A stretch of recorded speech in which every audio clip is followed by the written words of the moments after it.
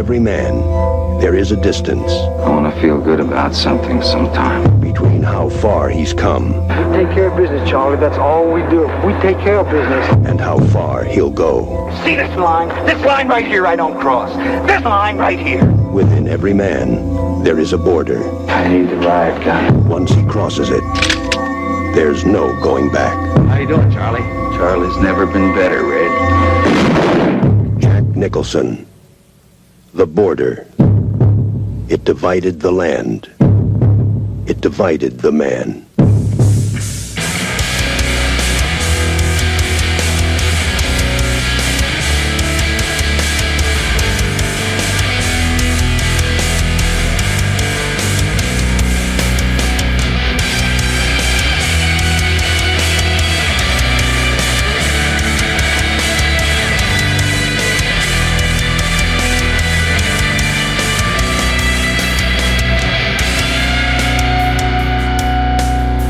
Welcome back to Posting Through It. I'm Jared. And I'm Mike. Today we are joined by friend of the show. You've heard him here before if you've been around for a while. Christopher Mathias. He's a journalist and author of the book To Catch a Fascist, The Fight to Expose the Radical Right. Chris, what's up, dude? Hey, what's up, guys? Nice to be back. Nice to talk about the commander. Good friend, bad times. That's the situation. Good friend, bad times. Indeed.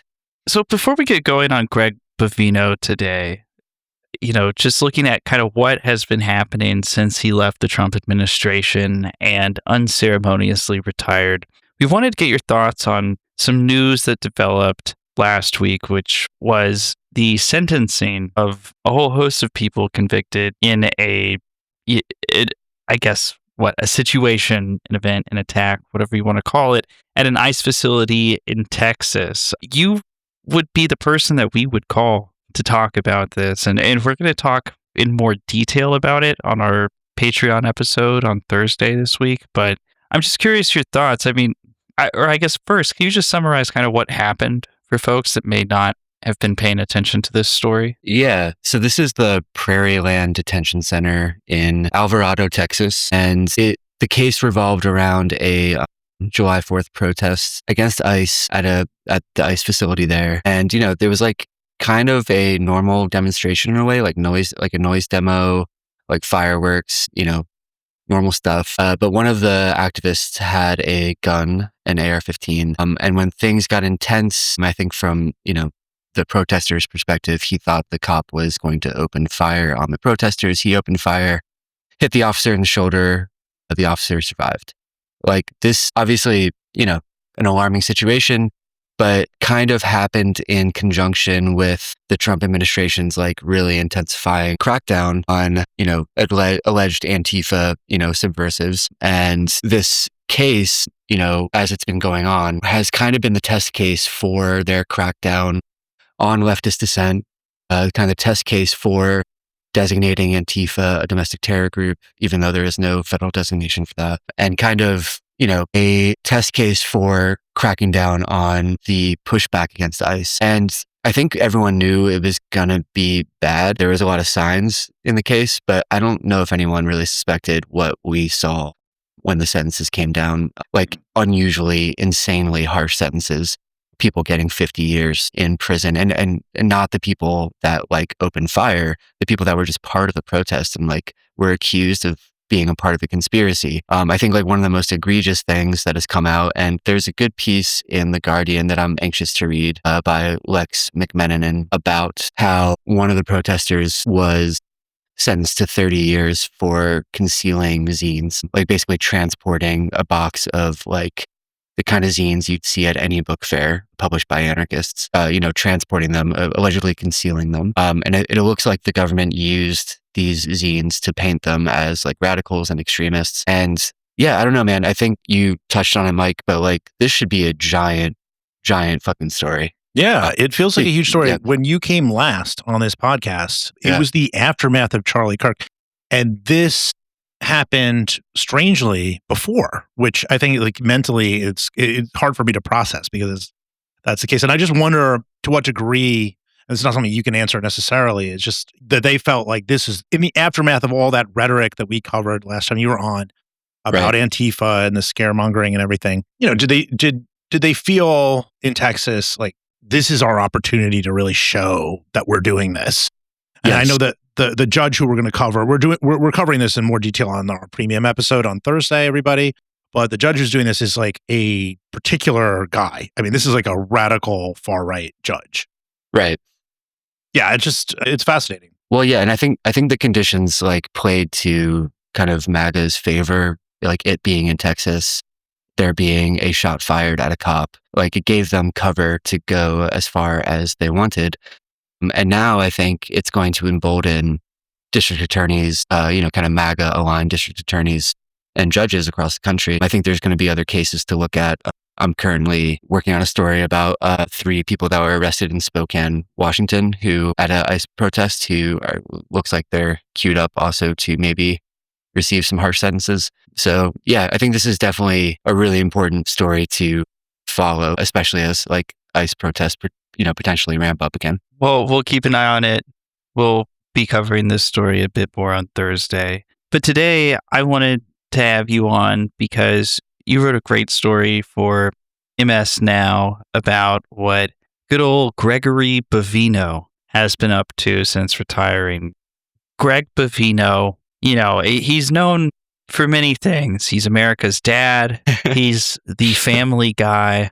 He is Homer Simpson in the flesh, perhaps. No, but he was the face for not quite a year, but about of Trump's increased ICE crackdowns, whether it was in LA, Chicago, or Minneapolis, at the front lines of the standoffs against anti-ICE protesters. Greg Bovino was there, and he really seemed to love the attention. So I thought today we would just kind of go through a quick timeline, maybe a miniature Who the Hell episode of sorts on Greg Bovino, and to kind of set things up to talk about what he's been doing since he, was made to face the music and abruptly retired earlier this year. So Gregory Bovino, he's 56 years old. He was a longtime Border Patrol agent, joined the force in 1996 after briefly working for a police department in North Carolina. He said that he was inspired to join Border Patrol after watching the 1982 film The Border. Have you seen this movie? No, I was going to ask if you guys had seen it. Yeah. No. Actually, and I'm pretty deep on my film knowledge. Yeah, is it a Jack Nicholson movie? Yeah, it's a Jack Nicholson deep cut. Everything I know about this movie, I know from reading the Wikipedia page for it. But I guess it's about a Border Patrol agent who, bears witness to some corruption and some human trafficking that's happening and is moved to eventually, spoiler alert, kill his partner in the border force to rescue a child from traffickers. So that's what Greg Bovino's got in his head when he signs up for the Border Patrol. That's what inspired him. Nice.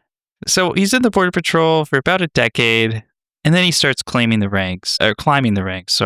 He's leading raids at different offices in Yuma, Arizona, Blythe, California. By 2019, he's running regional command centers, the first in New Orleans, Louisiana, later in El Centro, California. And that's like the heart of the Stephen Miller Trump era. He starts to, I guess, take stage. During his tenure in El Centro, his office recorded the highest use of force rate of all 20 Border Patrol sectors. So he's risen in the ranks, and he's got a reputation for being being quite eager to use violent force in immigration enforcement operations. In 2023, shit kind of hits the fan for Greg Bovino, at least for a few weeks. The Biden administration temporarily relieved him of his duties after he testified before Congress on border issues. They cited inappropriate social media posts and his behavior during that testimony. But Republican congressmen intervened, and within a matter of weeks, he was reinstated. So that gets us up to the current Trump administration, which is where Bovino becomes a national figure for all the wrong reasons. January 2025. So Trump is inaugurated. Bovino leads a sweeping raid in California's Central Valley, an area with a lot of people with Latin surnames. A federal judge later rules that the tactics are illegal. His agents describe it as proof of concept for interior enforcement. June 2025, he's named the tactical commander of the Trump administration's first major urban blitz in Los Angeles. Agents flood Home Depot parking lots and car washes, detaining thousands. A federal prosecutor reminds him of a court order barring indiscriminate stops, and that person's fired hours later.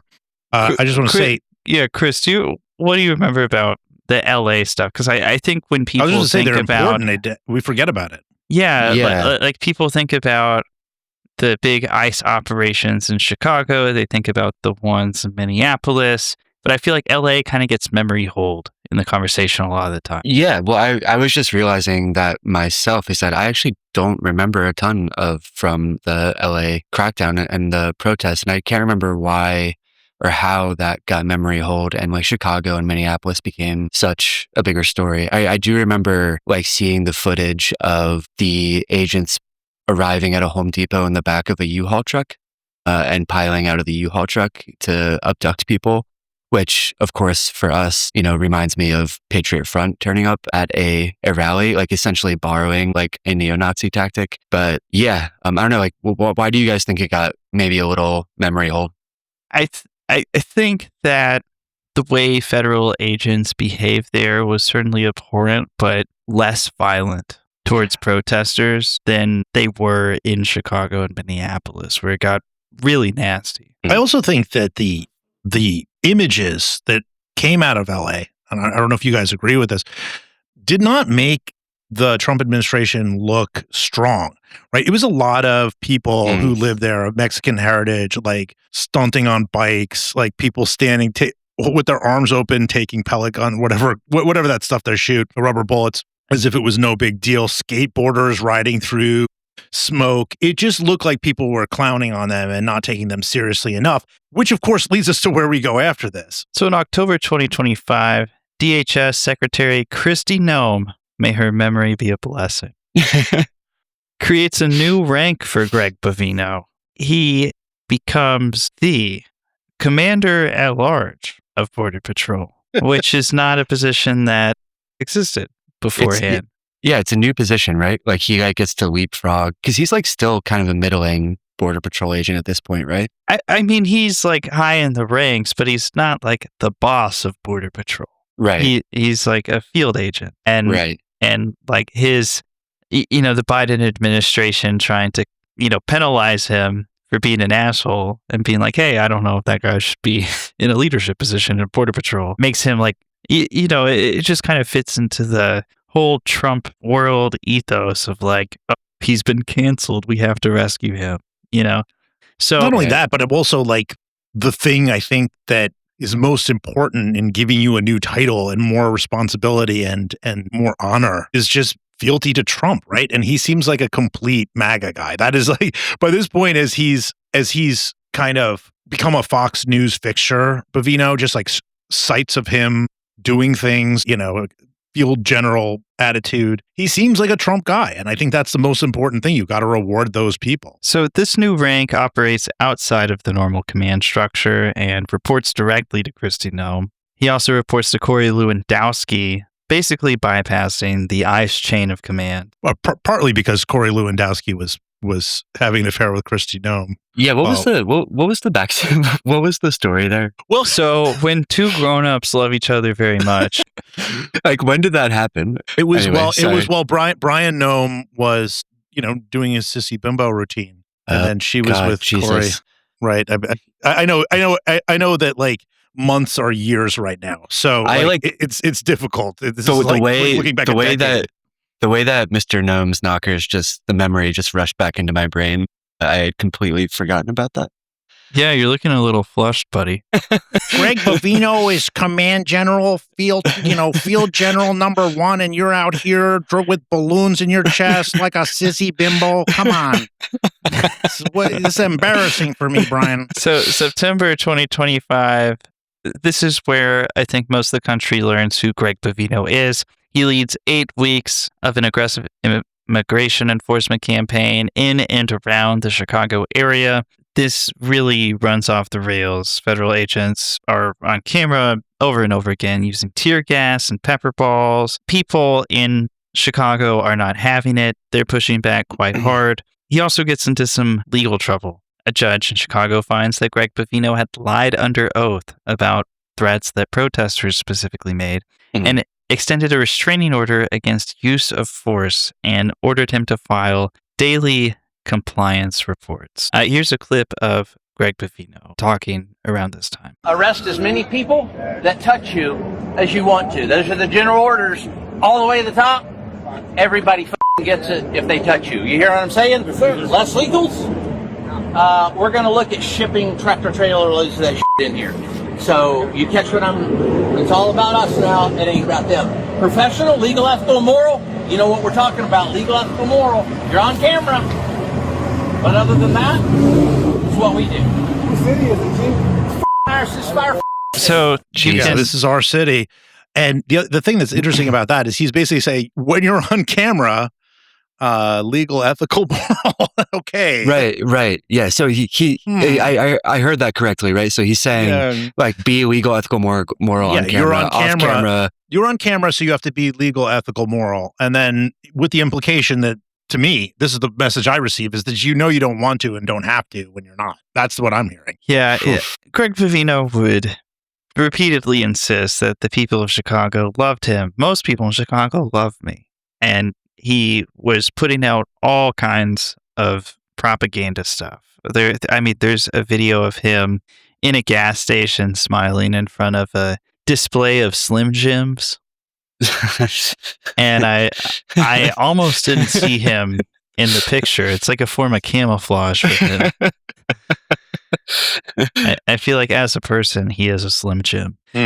But to help produce some of this propaganda, he starts to get really cozy with right-wing influencers at the time. This is like I going back to why LA was maybe memory hold for a lot of people, including ourselves, people who look at this kind of stuff really closely, is Chicago is when the administration started ringing up right-wing influencers and having them go out. So you had Benny Johnson in Chicago. You had Nick Sorter in Chicago. You had all of these right-wing guys, the Cam Higbees or whatever, basically there to film protesters doing their protest thing and try to villainize them and paint them as violent extremists posing deadly threats to the lives of officers. And Greg Bovino gets really cozy with a lot of these folks, especially Nick Sorter, who is like it's like MAGA's new, more intoxicated, more belligerent Andy No. Yeah. Well, Andy No is no longer going out on the streets, I should point out. So he's no longer in this country, dog. Yeah, he's so shook that he's outside of the country. He's congregating with these guys, and it shows you how fast you can go from just being a pro-Trump chud to actually having some sort of influence over an extraordinarily powerful, scary government. Yeah. And am I correct that Nick Sorter, is he the one that got arrested in Portland? He's the one that like somebody bumped into him and he's like, I was murdered by an. Yeah. I think go ahead, Mike. No, I was going to say the other one was Katie Daviscourt or whatever her name is, and her whole complaint was that she got poked in the eye with an umbrella by somebody, and then she kept showing pictures of her black eye. But then the black eye never looked consistent, so then there were questions whether they put it on makeup. I'm just reminding everybody of the shit show that was at the Antifa roundtable and preceded all this, in which they coronated all these different chuds. Right. Yeah, Nick Sorter was at the Antifa roundtable. So was Andy No. So was Jack Posobiec. All of our old friends. Yeah.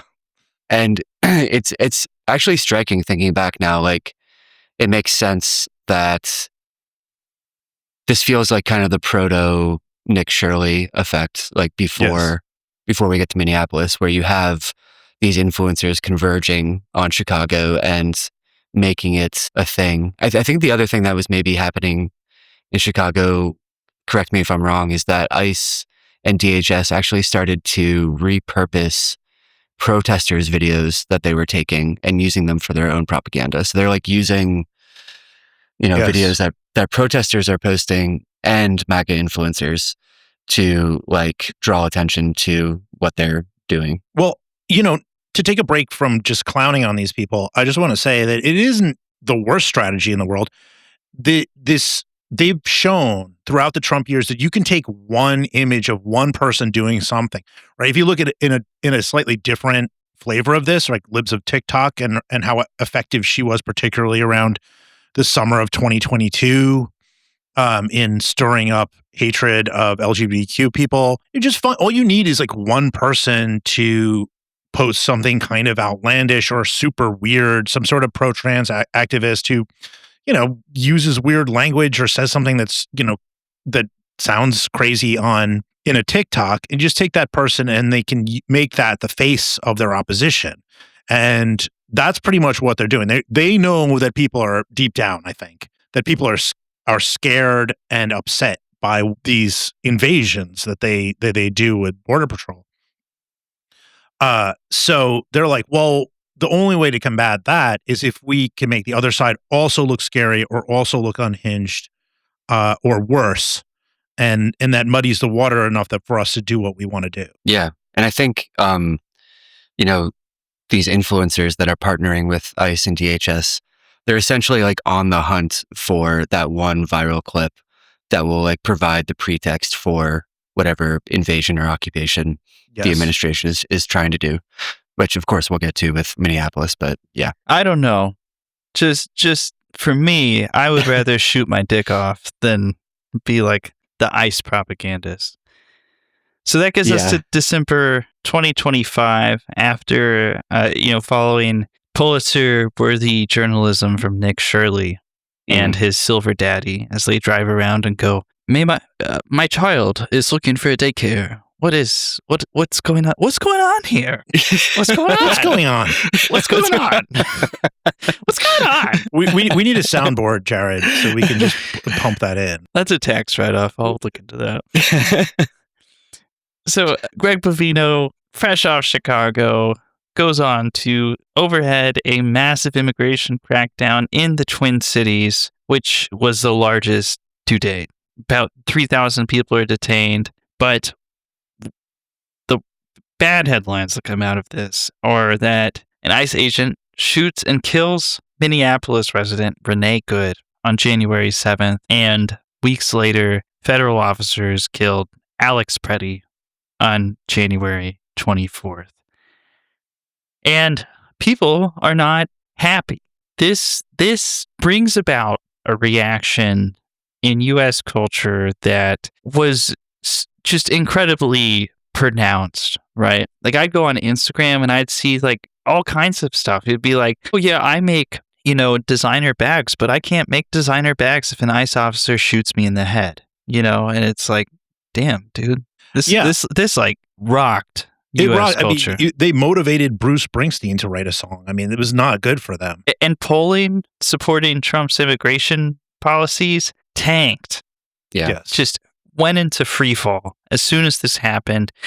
And most notably, how the administration reacted by trying to portray Renee Good and Alex Pretti as some kind of terrorists.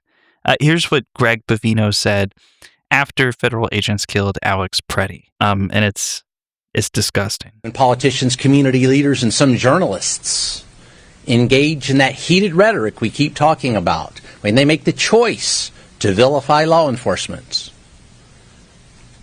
calling law enforcement names like Gestapo or using the term kidnapping. That is a choice that is made. There are actions and consequences that come from those choices.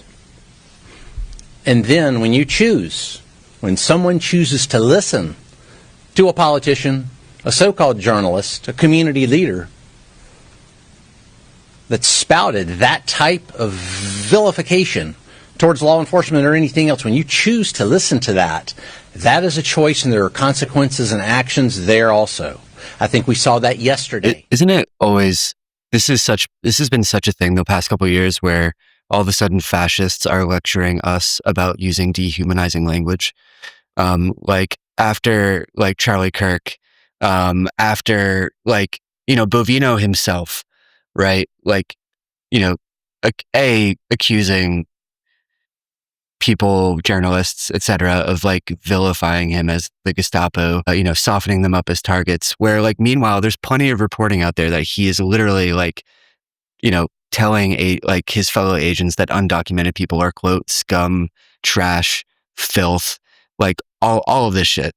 And yeah, I don't know. It's so galling. The public sees straight through this too, is another thing, right? It's like, they're like, Alex Pretti was a terrorist who wanted to murder agents. Renee Good was trying to murder an agent, but it just didn't stick, right? Yeah. They could repeat it as many times as they wanted, but it just didn't stick. And people got angrier and angrier and, more importantly, disgusted by what they were seeing. So as polling, as public support for the Trump administration's immigration crackdown is falling, Bovino is removed from leading Operation Metro Surge. DHS was publicly... Obvious anti-Italian bias. Yeah. Can we talk about the Trump quote when he gets pushed out about Bovino? Oh, what? I don't remember what he said. It's really funny because you kind of never hear Trump say this about anybody. So he refers to, I think during this period where Bovino's getting pushed out, he refers to Bovino as, I believe, way out there. Way out there. Like basically like saying that, like, listen, we're crazy, but this guy's crazy. Which I found, darkly funny. So there's some confusion over whether he was relieved or not. The Trump administration, of course, doesn't want to look weak on this, but they dispatch instead border czar Tom Homan to replace him in his unofficial role. Tom Homan, who looks like the guy with the skin suit from Men in Black. Yes. You've been covering him for a while, and he showed up at a Nick Fuentes. Event, right? That's like, there's a lot of things, I think of part of what's made me like good at doing what I do is I have a very good memory. If I ever lose that, I'm fucked. But like, I have it seared in my head that you were at a Nick Fuentes event and Tom Homan showed up and you were like, "What's up, dude? What are you doing here?" And the response was just kind of like, "I don't know, nothing." and then he left. Yeah. It was actually, Jared, I don't know if you were involved in this with me because it was at AFPAC, which was like the, Nick Fuentes' parallel conference to CPAC. And it was at a mystery location in Orlando. Oh yeah, I figured out where it was and told you. Yeah, and you told me. And you figured it out because I think Gavin McGinnis posted a selfie from the hotel lobby that had the floor tile, and somehow you narrowed it down to like this particular Marriott. By the way, there's like 400 hotels, like half of which are Marriotts in Orlando. So remarkable open source investigating work That's there. why I get paid the medium bucks, dude. That's right, baby. But yeah, so I turned up. About 4 grapers came out and like, called me a bunch of homophobic slurs, and then told me that I couldn't get in. But I go back to my shitty hotel room with a Domino's pizza and a 6-pack to watch the live stream of Fuentes, and they keep talking about this mystery speaker that is going to speak, and then Fuentes reveals that the mystery speaker has left. But then through some kind of archival shit, we realize that it's Tom Homan that was this mystery speaker. I call Tom Homan, and he reveals to me that, yes, he went to the conference, and he was sitting down waiting to speak when he was like, Nick Fuentes, I should Google this guy.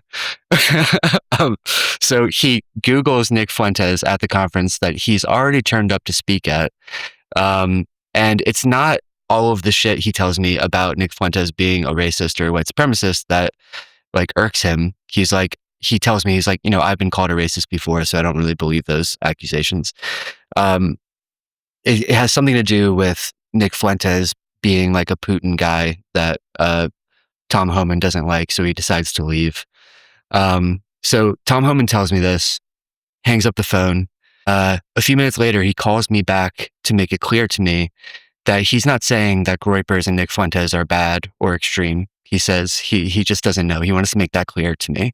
You could kind of hear the Curb Your Enthusiasm music like kick in when he realized, like, you know, when he realizes he's at this conference and has to leave. But yeah, it's very funny to think of Tom Homan as like the moderate that the Trump administration goes to after they push out. Let's put somebody more reasonable in here. One of the guys that looks like the thumb creatures from Spy Kids. It's also funny in the context of, you know, things like Nick Fuentes openly rooting for Iran. It's just it shows who you're willing to get down with if, you know, claiming to be a patriot or whatever, as long as they're as racist as you. Right. Like, it's like, okay, well, this guy is playing my number. It's also a weird age gap relationship there by like double his age at least. Yeah. I did ask Homan, I was like, does it inspire any self-reflection that someone like Nick Fuentes would want you as their featured speaker? And he like couldn't really answer. But there was Marjorie Taylor Greene was there, Steve King was there, Joe Arpaio was there. I remember the clip of Joe Arpaio. You know, he's on the microphone, he's just being like, they called me the most racist sheriff in Arizona, and the crowd cheered, and he was like, oh shit. Yeah. Oh man. Well, back to Bovino.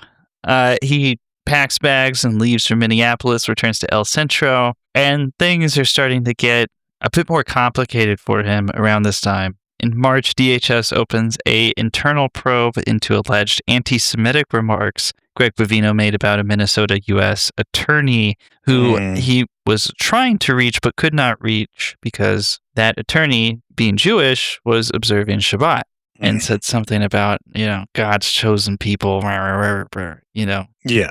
I think we got the subtext. Not good. The county attorney in Minneapolis launched a criminal investigation into the use of force by federal agents under Bovino. Illinois also launched a similar probe. A congressman from California requested the federal agencies review whether Bovino should be eligible for taxpayer-funded retirement benefits after having lied under oath and violated judicial orders. So things aren't looking great. Bovino decides, you know what, I'm just going to go ahead and retire. People in his position are mandated to retire when they turn 57. He was 56. He just went just went ahead and got it over with. And when he gave his farewell message, he was giving statements exclusively to far-right press. You know, Breitbart News got something from him. And Nick Sorter, who seems like he had started to become pretty close buddies with, posted his farewell message on X.com, the everything Team, behind me are a few individuals there. That's the original turn and burn. The folks that helped make America. But you know what? I'm very proud of what you, the Mean Green Machine, are doing in Minneapolis right now, just like you've done it across the United States over these past tough 9 months. And I want you to know that you're the modern day equivalent. Turn and burn. Makes me very proud. I also want you to know that I've got your back now and always. I love you, I support you, and I salute you. Cool. Thanks, dude. Okay. Cool.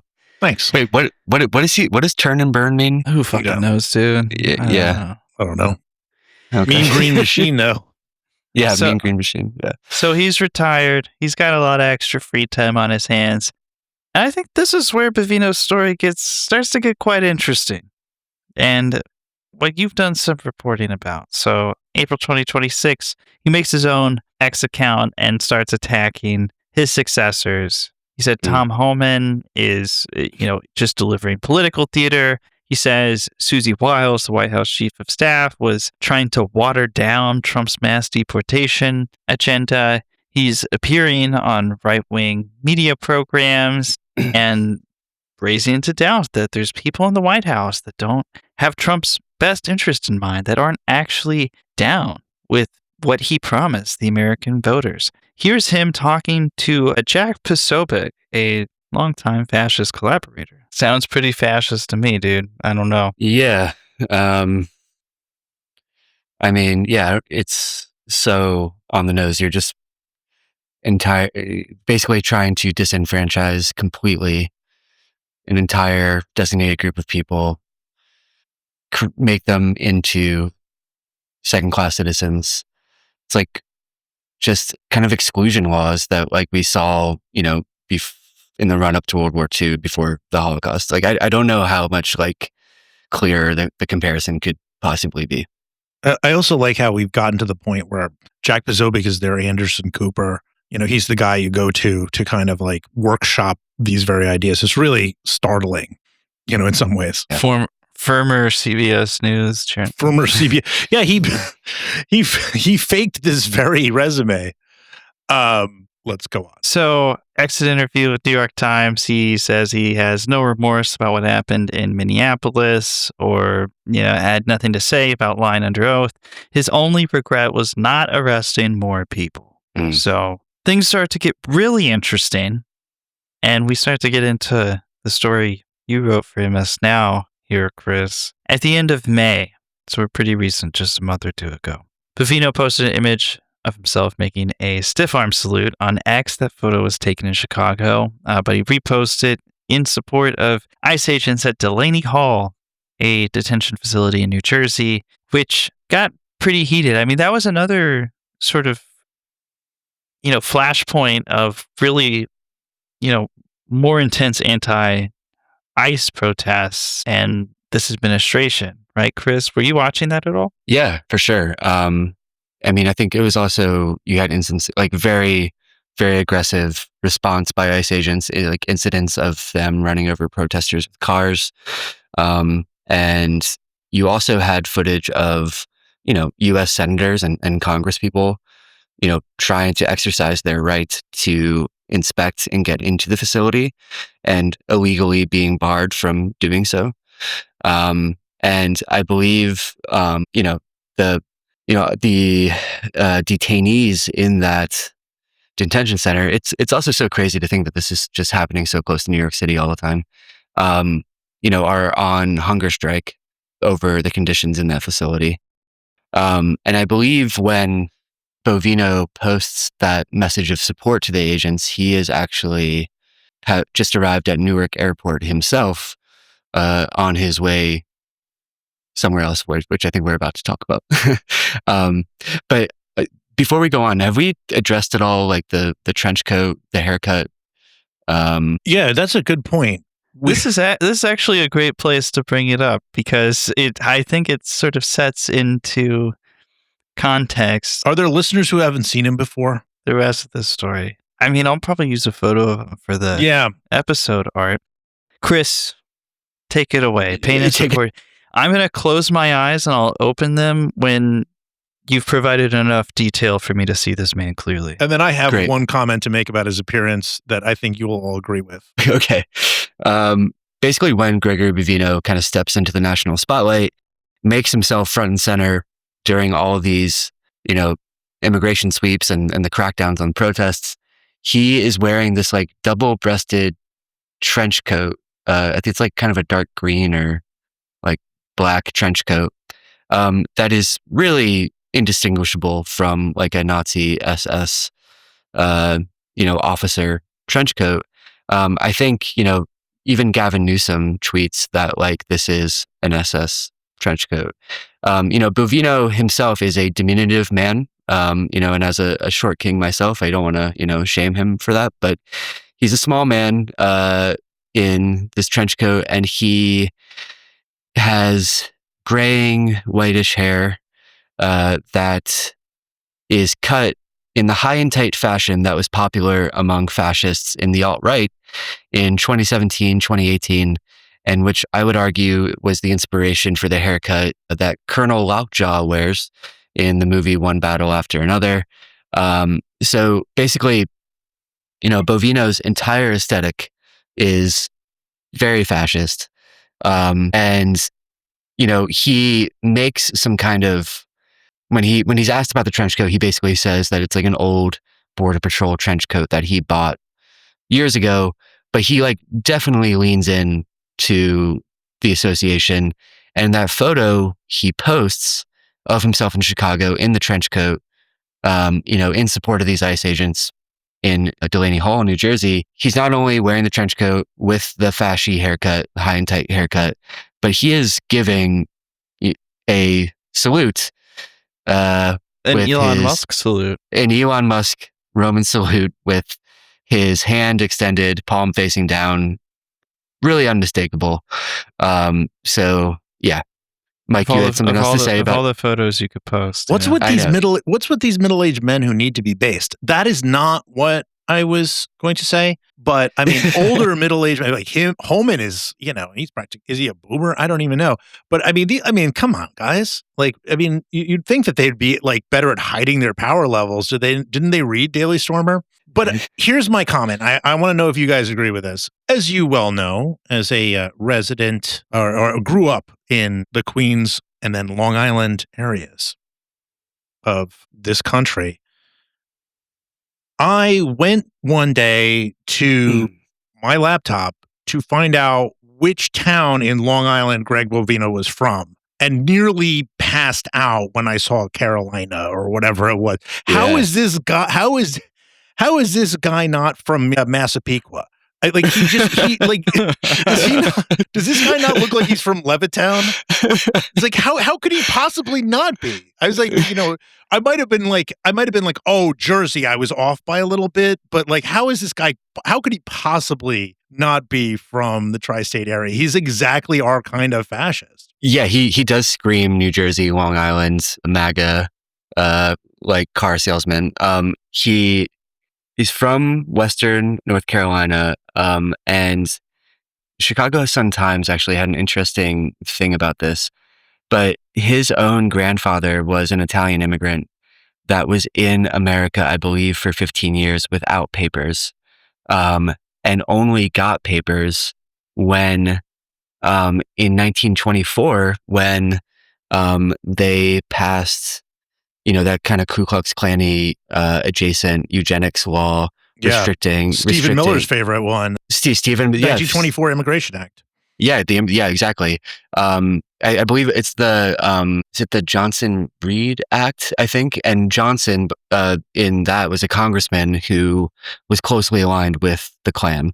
But the reason Bovino's grandfather, gets his papers in order most likely is because he knows that he might not be able to after that, because this immigration law restricts immigration to, Northern Europe, essentially, and is like a very anti-Catholic piece of legislation. But yeah, I don't know how his family ended up in Western Carolina. I agree that aesthetically, Bovino looks like from Massapequa. Yeah, he's a Massapequa guy in my head. So he was at the airport in New Jersey, but he wasn't getting off the plane. He wasn't leaving the airport. He was on his way somewhere else. Chris, why don't you tell us where in the world is Greg Bovino? Well, where was he going at the airport? So the recently retired commander was on his way to Porto, Portugal for the Remigration Summit. Remigration, that's a word I'm familiar with, but some of our listeners may have heard that but not know what it means. What is remigration? Yeah, so when you hear the word remigration, the only words you should think of are ethnic cleansing. Remigration is a very slick piece of rebranding and euphemizing that the far right started to do about 10 or 15 years ago. I remember seeing the term in the private Nazi chat rooms of Vanguard America, which is the predecessor to Patriot Front. I remember seeing Identity Europa folks talk about it. Remigration was on the official list of policy proposals by Identity Europa. And, it's essentially a European term that got its start kind of, if the Great Replacement conspiracy theory is the problem, remigration is the solution. You might call it a final solution that the far right proposes to, the very existence of non-white people in Western countries. And the biggest proponents of remigration, someone that made it a word that has traveled around the world and become I think 15 political parties in Europe now support remigration. the Trump administration has the official Office of Remigration. They tweet out remigration memes and shit. The person behind this was Martin Sellner, who is a prominent neo-Nazi in Europe, who was the Austrian chapter lead of Generation Identity, which was like a white nationalist group. He was one of the people that like did the stunt with, I believe, Warren Southern, where they tried to stop migrants coming over on boats on the Mediterranean. And most infamously, he exchanged messages with, received money from, was a hero to Brenton Tarrant, the man who shot up 2 mosques in Christchurch, New Zealand. He is married to Brittany Pettibone, who is an alt-right influencer in America, who Martin Sellner was actually barred from entering America to have a wedding in northern Idaho. Yes, but it is important to say that the Kootenai County Republicans tried to bring him in. They tried to bring him in, baby. They were ahead of their time, you know. They were Bovino before everybody was Bovino'd. Yes, they passed a resolution, in fact, in support of Martin Sellner and Brittany. But at any rate, Martin Sellner is as bad as they get. He, you know, as a teen was like scrawling swastikas on synagogues. He was part of a straight up neo-Nazi group. Even though if he, you know, appears more respectable now. And then there was a remarkable investigation by a German news outlet a couple of years ago called Corrective, which found that he had a secret meeting with members of Alternative for Deutschland, AfD, the kind of far-right political party in Germany, to discuss a plan for remigration. And that plan included not only remigrating people that might not have legal status in Germany, but people that had legal status, and the remigration, the forced removal, the ethnic cleansing of actual German citizens who, quote, were non-assimilated. So essentially, basically all Muslims from Germany. And his plan that they're hatching in the secret meeting is to ship them to a colony state in North Africa.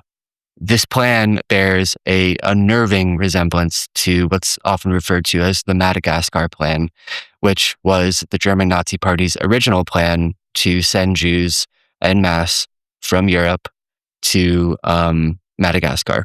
And when you talk to genocide scholars, they talk about these types of plans, these like forced removals, the Madagascar Plan in particular, as kind of it's the beginning of creating psychological permission to create genocide. It's like one of the steps on the way to genocide. At any rate, that is who is running. Martin Sellner is running the Remigration Summit in Porto, Portugal.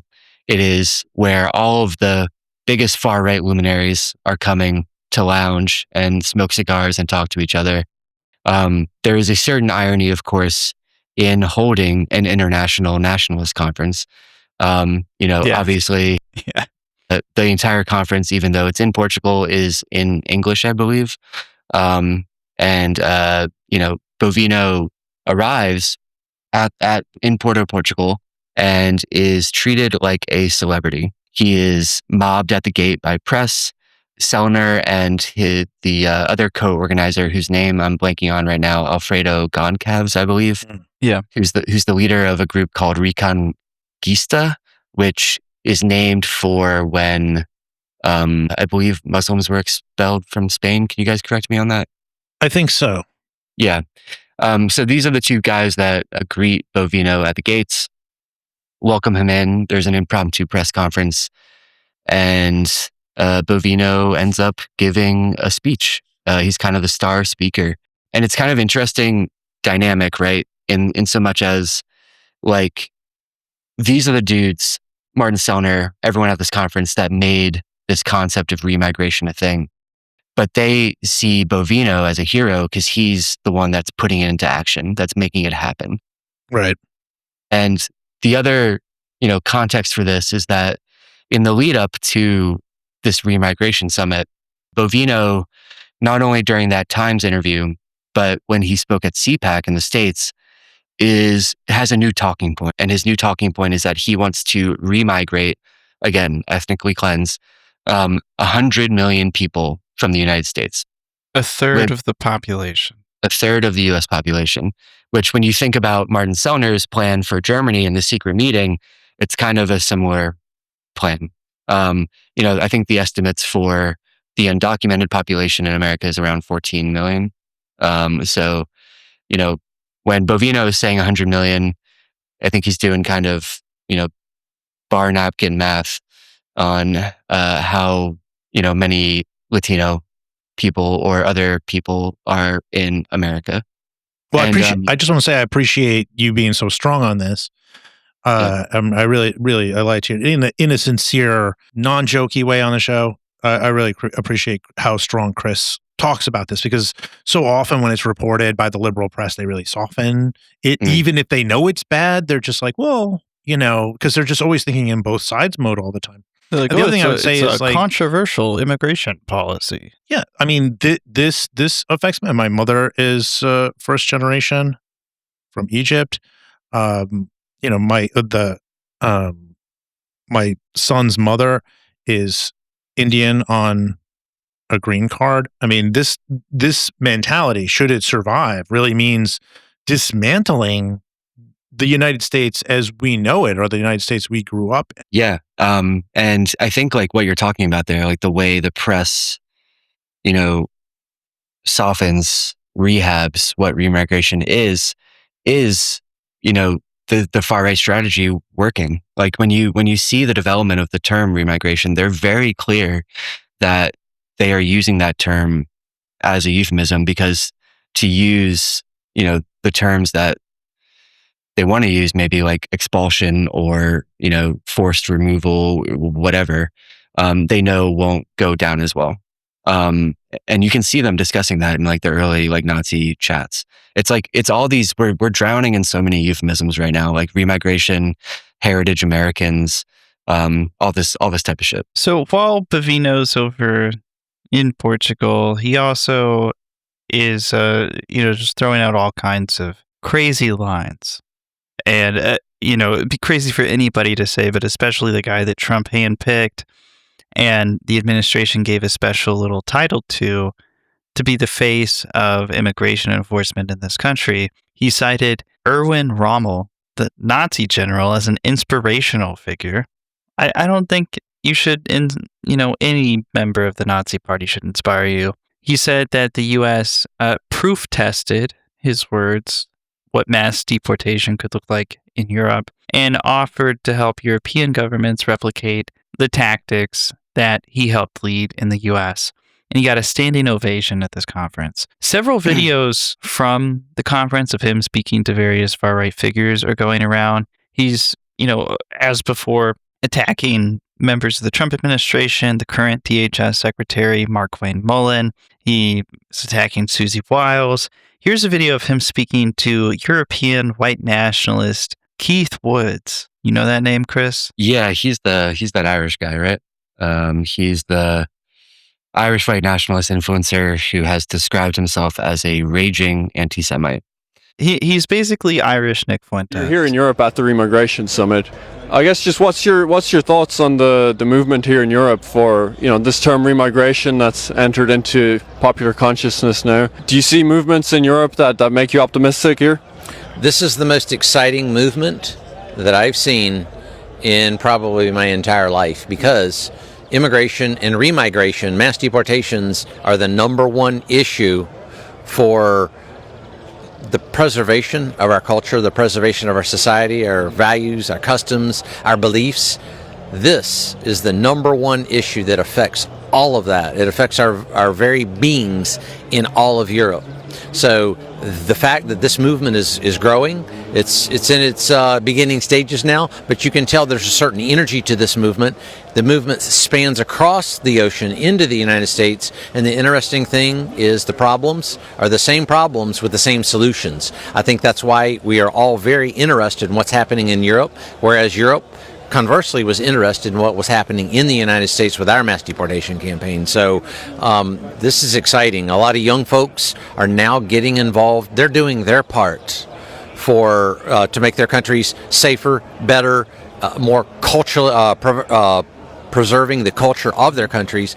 That's exciting stuff.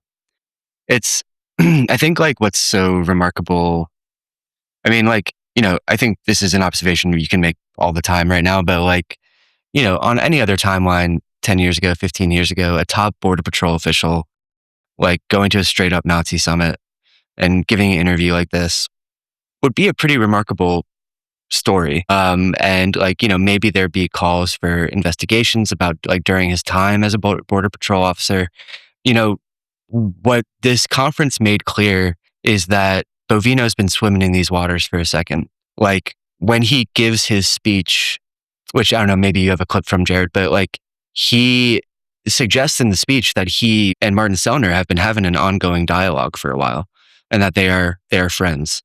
And that is just like it's a pretty horrifying prospect that like the dude who was overseeing the kind of siege and occupation, the murder of people in Minneapolis, Chicago, LA, was simultaneously like steeped in like Martin Sellner identitarian, bullshit. Chatting with Brent and Terrence pen pal. Yeah. Essentially.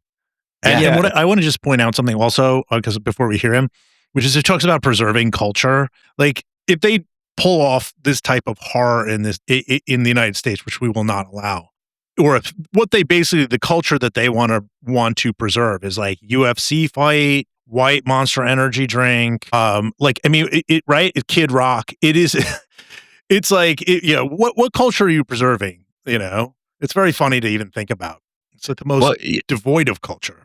Well, it's like, I mean, who can they get for the 250 anniversary, like music acts? Like, it's Kosh Patel's girlfriend. We did a whole thing about Vanilla Ice. He let everybody know that he was going to be there. I don't know if they actually went through with that. And Alexis Wilkins, who is currently being accused of being a Mossad agent on X. Of course. I think one of the saddest things I've ever seen was at the 2024 RNC in Milwaukee. I was in the stadium. It was kind of like a down period in the conference. And I was in the like auditorium area, and Kid Rock was doing a sound check to an empty auditorium for his performance the next day. And it was just him rapping Trump, Trump, Trump, Trump to like an empty auditorium. And yeah. That's the culture that Bovino wants to preserve. Yes. I think this movement's just at its beginning stages. This movement's going to be much bigger. Every day, I believe this movement grows. And you've got some fantastic leadership here, whether it's the Vox Europas, the social media influencers, a lot of very, very smart individuals are building the building blocks of this movement. And it's these building blocks, these cornerstones that are being laid now that are going to give dividends later for this movement. And this is all about saving Europe, saving the United States. Let's save Europe. So he lands back stateside. And another thing that Bovino's made some headlines for is forming a presidential exploratory committee and launching a website, bovino2028.com. The site has the slogan, "Men Fight Back," and refers to himself as the commander. There's a photo of him in that long coat we talked about, and he confirms to News Nation, a news outlet that leans a bit conservative, but mostly sticks out in my head for having a name that sounds fake. It's like if you're watching a superhero movie, they'd be like, News Nation is like what's on the TV, reporting about Superman's latest fight. He says, he'll proceed if it all comes together. This campaign's littered with typos, Nazi-esque imagery, and the people running this thing are a complete wreck, doing drugs. They have their own far-right histories. Will Sommer has done some good reporting on this for the Bulwark. One really guy is Jacob Engels, who is a Roger Stone protege, who for the longest time prided himself on being like, I'm the gay Proud Boy. See, the Proud Boys, right. you say they're far right and they hate gay people. Well, I'm the gay Proud Boy. He was recently arrested at a Wisconsin motel and charged with felony possession of meth and 4 misdemeanors, including resisting arrest. He says he is innocent, but that's who's pulling the strings behind that thing. Chris, any thoughts on Bovino's presidential aspirations? Because again, he's running on the whole thing of like, my priority is deporting 106 million people, which is, as you rightly pointed out, is basically just like Latin American immigrants, like all of them, Yeah. Yeah. Like this presidential campaign is obviously like such a joke, right? So it's like Jacob Engels, who is literally doing meth in a motel in Wisconsin. And then allegedly, excuse me. Although he didn't deny it to Will Sommer. He said something. He didn't say I didn't do meth. He said I'm. Yeah, and he didn't deny it to me either. All he told me was that people in Bovino's orbit assured Jacob that he didn't care about the arrest and in fact thought it was, quote, badass. What? And I couldn't get Bovino's comment on that. Again, going back to what you just said, Mike, this is the American culture they want to preserve. It's getting high in a motel room. Everybody I know and love has to suffer for that. And then I think the other person behind this Bovino 2028 website is a woman who claims to have immigrated into the U.S. legally when she was a kid, who runs a Twitter account called the Bovino Queen, like essentially like a Bovino fan account. And then the third person, I think, was a high up person in the Florida Republican Party. But all that said, like obviously this like campaign is a bit of a joke. It's a way of getting attention and headlines, and it worked. But what I will say is that, like, if anything, I'd be curious how you guys feel about this. But if I've learned anything over the last 10 or 15 years, it's that you have to take shit that seems on its face just completely farcical, like actually kind of seriously. And like, even though this like presidential campaign is a joke, Bovino says it's, serious and that he might consider it. This is like a way of, when he's like shitting on Tom Homan and the new DHS secretary and agitating for 106 million people to be deported, it's crazy, it's out there, but what he's in effect doing is making the Trump administration appear moderate by comparison. And he is making the horrible, awful things that they are doing and attempting to do right in front of us feel like a compromise. And that's why I think like actually paying attention to someone like Bovino ultimately is important. Like he's kind of the useful tool for what they are trying to do. So the last thing I have in this timeline is June 9th, 2 days after my birthday. How dare he? On my birth week, of all things. He did a podcast episode with Kevin Deanna, who, friend of the pod, Hannah Gase, ripped the veil off, and we know his real name, but he goes by pseudonyms at white supremacist publications. He's been a long-time white supremacist movement figure. Tell me about that podcast episode real quick. I mean, it's notable that, he retires and then just seems to immediately just be like, fuck it, I'm going to be me and just hang out with, people that if you type their name into Google, the first thing is like, this person is a Nazi. Yes. Yeah. And this goes back to what I was trying to say earlier, is that like, this is a real indication for me that Bovino is not new to this world. Like these are the waters he's been swimming in. This is where he's been getting his information. How the hell would you even know who Kevin Deanna is? Yeah. I mean, like I like kind of forget who Kevin Deanna is sometimes, and like I like cover this shit for a living, but like, quick background, like Kevin Deanna, and yes, shout out Hannah Gase, who really blew the lid off this, friend of the pod. She, using emails from Katie McHugh, established that Kevin Deanna had been using pseudonyms for years to write for places like Countercurrents and VDare. James Kirkpatrick, and Gregory Hood at American Renaissance, the white supremacist. American Renaissance. And did he write for Radix too? Maybe. Anyway. I think he probably did. I mean, everybody who was in that. He had a very high output. Kevin. I mean, he was just churning post after post after post, and all with the same sort of white supremacist theme, slightly more strategic, trying to win power rather than blunt N-word racism, but white supremacist nevertheless. He also there was some meeting apparently between him and Peter Thiel, or scheduled. Yeah. Hannah reported on that as well. Yeah.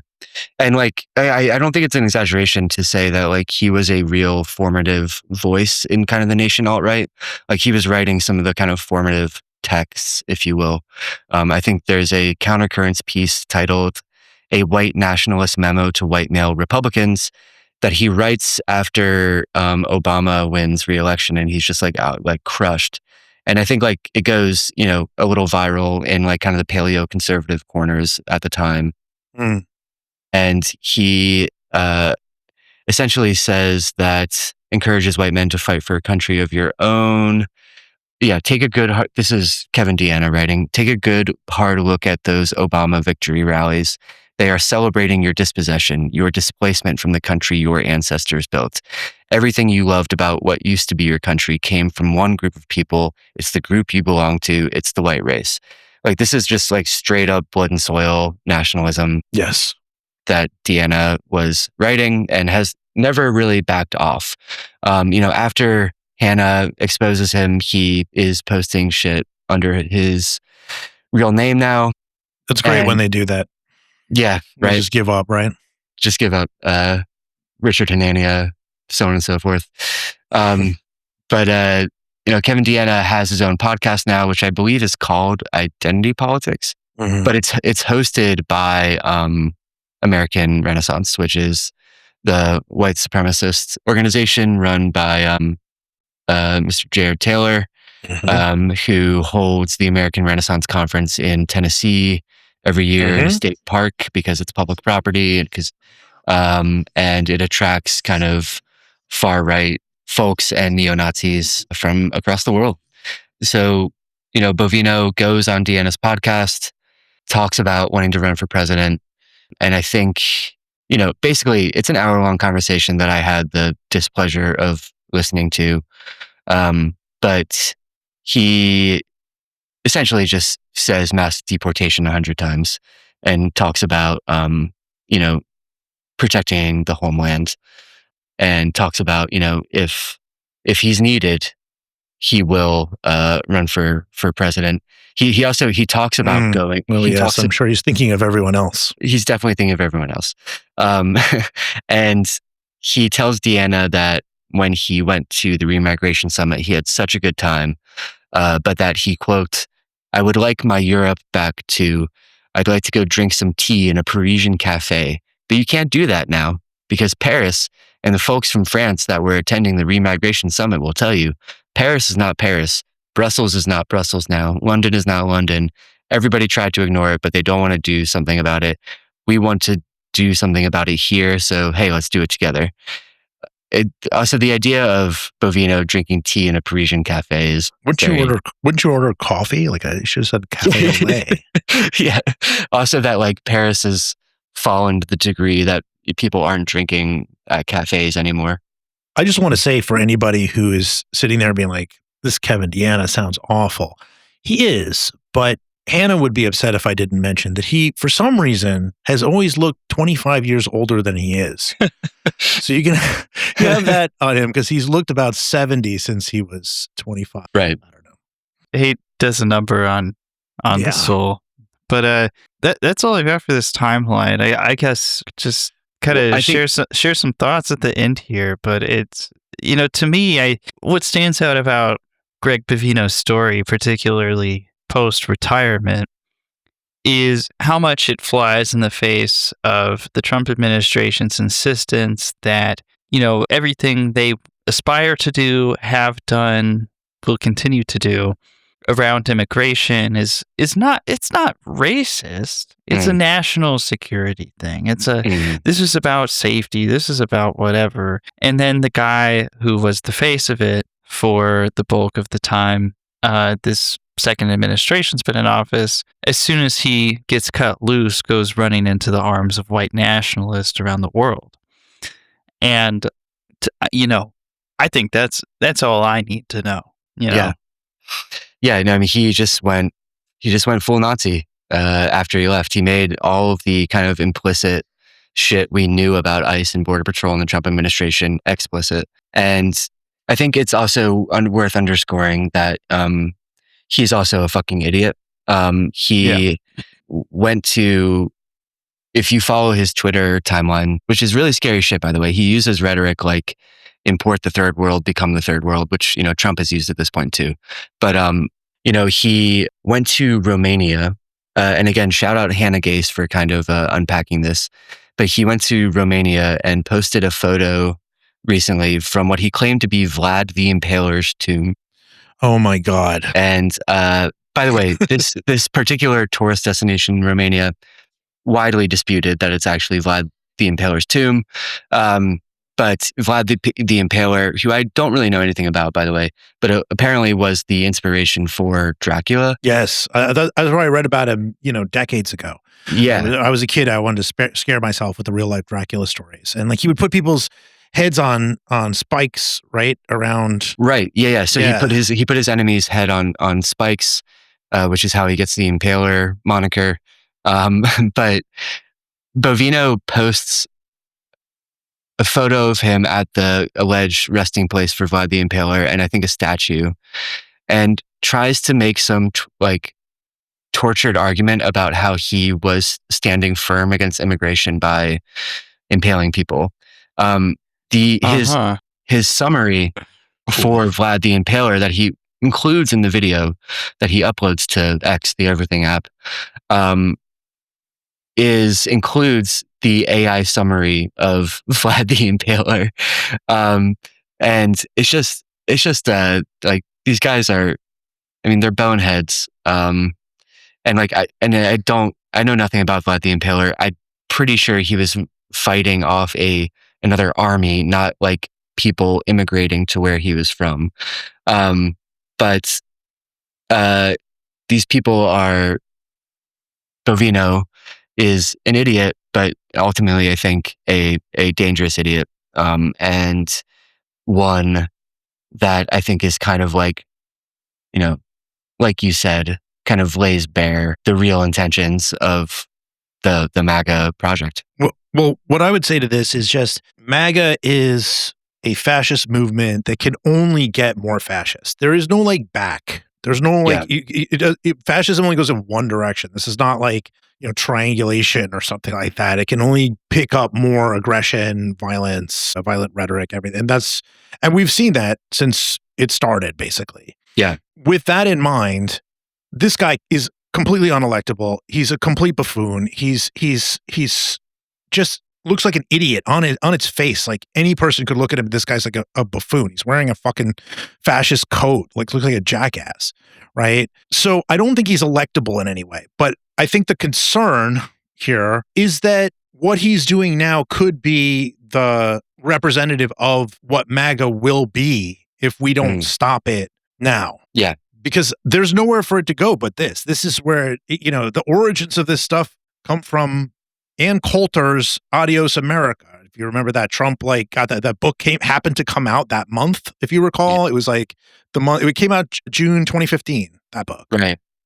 And Ann Coulter wrote for VDare, which nobody really wanted to talk about because she was like the mean girl of the conservative right for liberals. Because she went on Bill Maher. Yeah. She went on Bill Maher. She's beloved by Olivia Nuzzi. Yes. Anyway, the point is that you have a VDare writer forming the basis of MAGA at the very beginnings of it. And here you have VDare writer James Kirkpatrick is meeting with Bovino, right?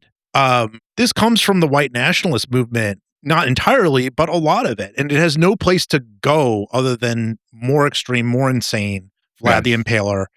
I don't know how you would actually make that happen.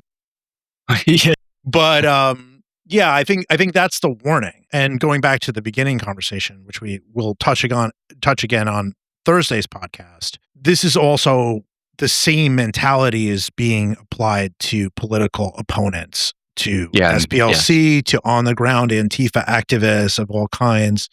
It only goes in one direction. Yeah, I think that's right. And I'm really there's no moderating influence in the Republican Party or in MAGA.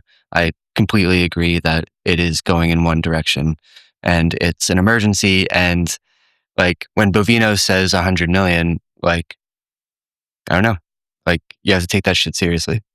And yeah, as stupid as he is, as big of a buffoon as he is, like fascists are ultimately big buffoons. And, you know, I think like all the work, you know, you did years ago, Mike, with connecting VDare to Stephen Miller and everything, like we're seeing the logical endpoint of those types of people being in power. And, you know, again, to bring it full circle to Prairie Land, you know, people like Bovino and all of these influencers that he hangs out with use remarkably dehumanizing language about protesters. They are itching for excuses and pretexts to go after the people protesting what's happening. So yeah, pretty crazy stuff. There's just like one big question that sticks in my craw after putting all of this together and running through it, which is how'd they fit so much racism in such a tiny little body? He says he's a little guy, but he's got so much racism in there. Do we have a height on Bovino? I'm gonna go approximately, like his head comes up to 5'4". So Chris, can you also type in, just see how high is the top of the hood on a Ford F-150? Oh, I love this question. Okay. How high is top of hood? I love this question. Ford F-150. What year Ford F-150, I guess? Let's just go current model. Yeah. 6.2 to 6.6 feet. That's like 2 Bovinos. Whoa. All right. Chris, this is a music podcast. What kind of tunes are you bumping lately? Well, I don't know. You played something crazy for me when I first logged on. I don't know if... Yeah, this? Wait, hold on. I just want to say, Chris and I are going to be speaking at New York University, my alma mater, for my book, Strange People on the Hill, his book, To Catch a Fascist. 2 books that you should buy right now. I think you should need to buy it right now. I agree. So that way you're prepared in the fall to come hang out with us. We don't have any idea yet. I think there's like there one date is in September, one date is in October, but you know, you're going to hear about it. Yeah, it's going to be a good night. Please come.